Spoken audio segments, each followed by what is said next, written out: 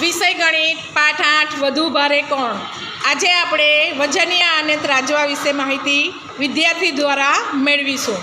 અહીં વજનિયા અને ત્રાજવાનો ઉપયોગ કરતા શીખીએ છીએ। તો તિથિ પોતાનું વસ્તુ વજન કરીને બતાવશે।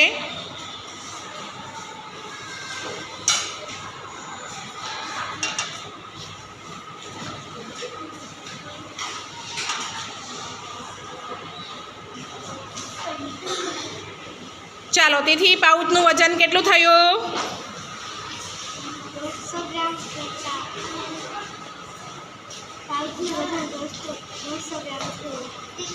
સરસ। તો તિથિએ પાઉચનું વજન કર્યું, એમાં 150 ગ્રામથી થોડું વધુ વજન થાય છે।